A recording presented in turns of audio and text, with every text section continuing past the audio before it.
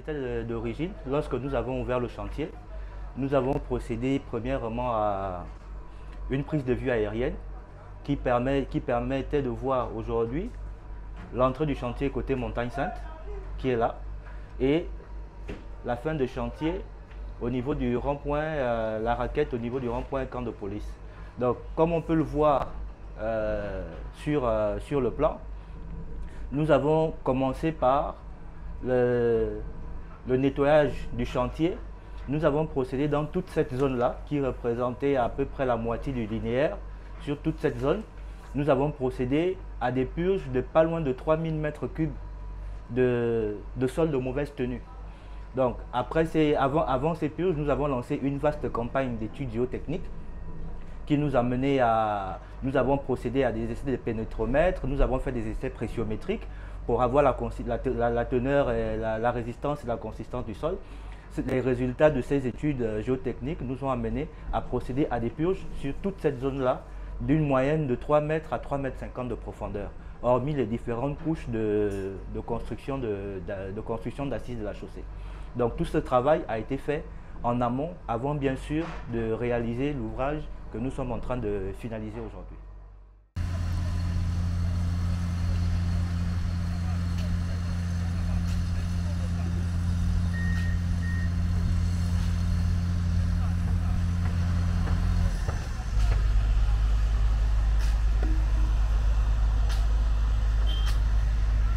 Les travaux se passent de manière continue depuis que nous avons commencé. Nous travaillons d'arrache-pied pour la livraison dans les délais impartis qui sont à l'origine de 6 mois. La livraison des travaux est prévue pour le 16 mai et les 6 mois qui avaient été donnés à l'origine, c'était 6 mois de travaux hors études. Donc nous avons fait le maximum et en vue d'une livraison effective qui ne tienne pas compte d'un mois supplémentaire dont on avait prévu au départ pour la phase des études. Donc à livrer le 16 mai, nous aurons livré avec 1 mois d'avance. Il faudrait dire que la voie, elle fait quand même 8,10 m de large. Théoriquement, quand on regarde toutes les voies au niveau de Libreville, elles sont entre 5,80 m et 7 m. Donc nous avons réalisé une voie de 8,10 m. Et après, en termes de servitude, des discussions sont en cours pour définir si finalement elle fera 2 sens ou sinon elle ne fera qu'un seul sens. Sinon, elle est prévue et calibrée pour accueillir les 2 sens de circulation. Au-delà de l'aspect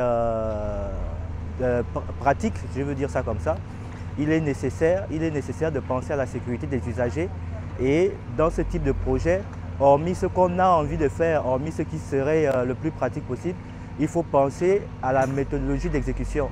Et concernant la méthodologie d'exécution, le dénivelé aujourd'hui entre le point haut et le point bas, disons entre Montagne Sainte et le camp de police, nous avons 16,50 m de dénivelé. Donc sur les 16,50 m de dénivelé, si on aurait fait la route droite, on aurait quand même une différence de hauteur de 16,50 m. Donc pour pouvoir compenser ce phénomène, il fallait bien évidemment penser à changer la géométrie de la route. Nous avons prévu une passerelle pour les piétons, un passage piéton qui fait 120 mètres de long pour une moyenne de 2 mètres de large. La section la moins large fait 2 mètres. On ne peut qu'être satisfait parce que dès qu'ils ont cassé les maisons, l'accès a été difficile et ça nous avait laissé une forêt. Maintenant que c'est aménagé, on ne peut qu'être satisfait de l'avancement des travaux et puis du projet. Parce qu'on avait l'impression que le projet ne devait plus aboutir. Voilà. Maintenant, on ne peut qu'être satisfait. C'est propre, c'est bien fait, voilà. C'est ce qu'on attendait. Ça répond aux attentes des populations, quoi. Nous, les populations des bas quartiers. Aujourd'hui, nous constatons avec beaucoup de satisfaction et beaucoup de joie la réalisation de ce bel ouvrage que vous pouvez voir. Il s'agit effectivement de la route qui met en évidence plus d'un avantage, aussi bien pour les populations de Montagne-Sainte que pour les taxis ainsi que d'autres populations. Nous disons une fois de plus honneur et gloire à Dieu Et nous voulons remercier le chef de l'État, le président de la transition, président de la République, le général Brice Clotaire Oligui, pour avoir contribué de manière effective et significative à la réalisation de cet ouvrage.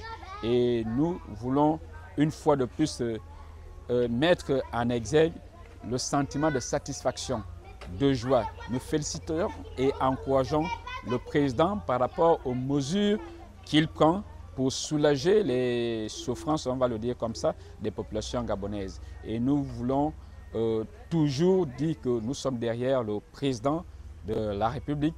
Nous l'encourageons et nous souhaitons qu'il ne ménage aucun effort pour la réalisation de ce genre d'ouvrage.